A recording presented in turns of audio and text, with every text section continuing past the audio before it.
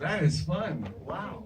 That actually lives. What'd you guys think? Did you like it? Yeah. I mean, come on, my God. Congratulations, man. That's awesome. It's great. It was just really fun because, I mean, my era was laughing, you know, and it's so much like laughing, you know. It was really, I mean, laughing was really before your time, wasn't it? Yeah.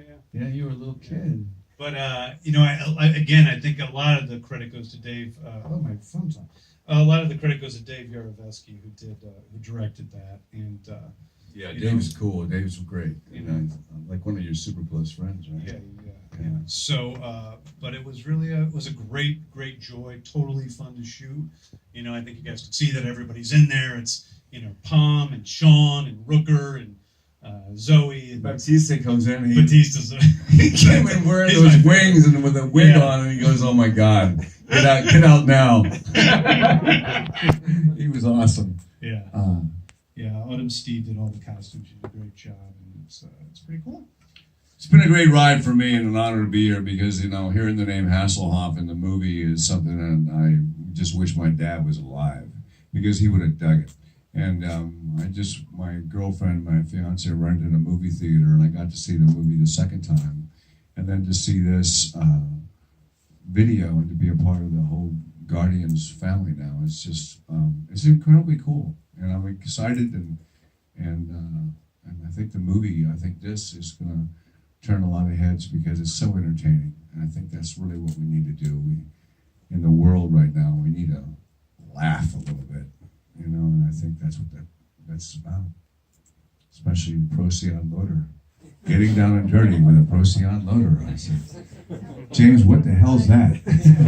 And David was also like, infantilize, that's not a word. Why are you making up words? I'm like, I didn't make it up. It's a real word, I swear. Yeah. I still don't believe it's a word. Infantilize Sequoia. You know how hard it is to say that in a rap? Infantilize Sequoia. A fun thing too, at the very, so in the the credits of Guardians of the Galaxy, the very last thing you see before the Stan Lee cameo at the very, very end of Volume 2 is David's face coming on screen and saying the last line from that song, which we are Groot, and that is actually off of my iPhone that I did when we were in the recording studio. I'm like, here, let me just take a video because I had the idea while we were there doing I'm that. finally in the movie in the credits on an iPhone. That's from my iPhone. I don't even get it. I should share a cinematography credit with Henry Bram. Anyway, you guys have questions or anything?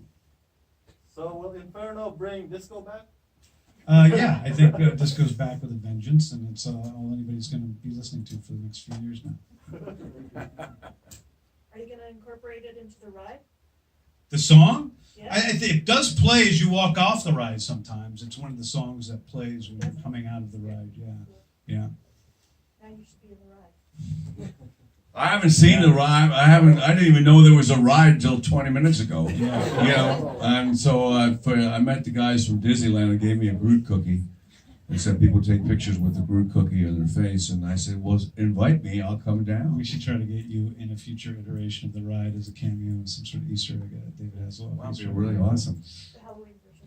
So I understand you were instrumental in Disney bringing us to 4K. Can you talk about that? Talk about 4K and why you're excited about it? Well, it was... a little bit later, sorry.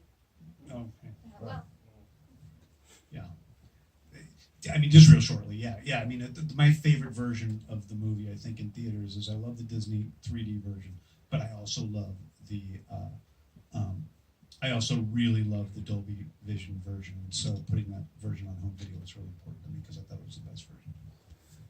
Can you talk about working with Dolby in terms of going through the process with HDR? Well, I mean, I think what do you want me to answer these questions now?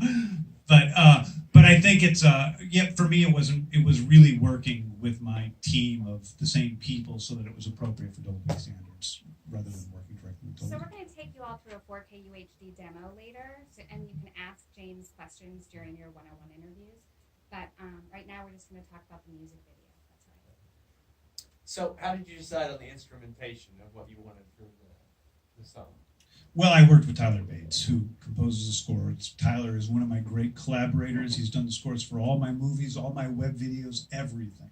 And so we basically, you know, I always loved the disco pop version of the Star Wars theme, and I wanted to do something like that. I wanted to retain that 70s feel to it, and I wanted to make another opportunity to make Michael Rooker look stupid, which we did really well in this video, I think. So. Were there any or instruments you tried that just didn't jive with the vision you wanted?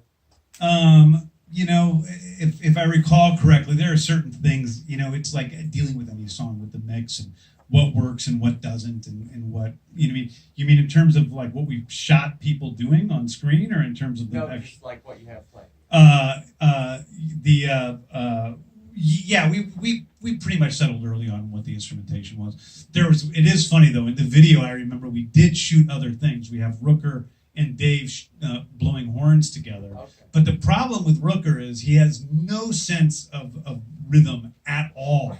Like everything that we have in there is so carefully pieced together to not make him look, like because he really cannot dance. His sense of rhythm is terrible. And it was very, very hard to get him to even press the keyboard keys in a fake way so that they matched up at all with the sound we were hearing on screen. He's just not capable of it. That's great. David, when Hooked on a Feeling became the main song in the first film, did you say sort of, hey, that was my thing, I did that cover? Did you make that connection?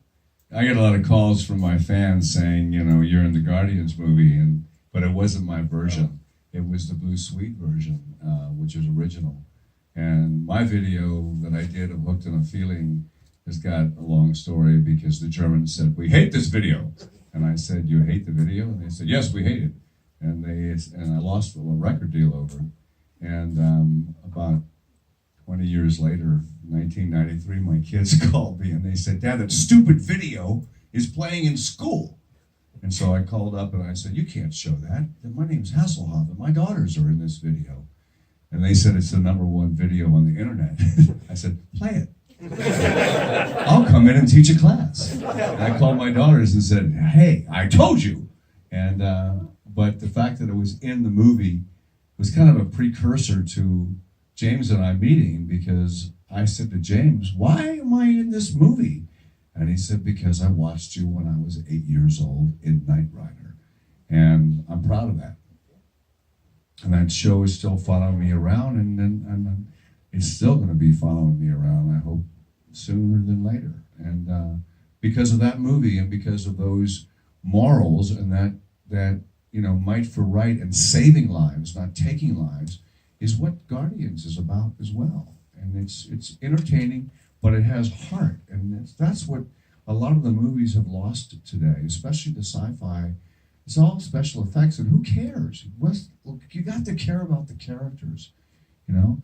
Now I'm no longer David Hasselhoff. I'm Zardu Hasselfrau. That's how he signs we share emails all the time back and forth, and he signs every email Zardu. So we're gonna take these guys away to get them started on their one-on-ones and the on-camera interviews. I didn't want to interrupt that last answer because it was such a good one to give a last question.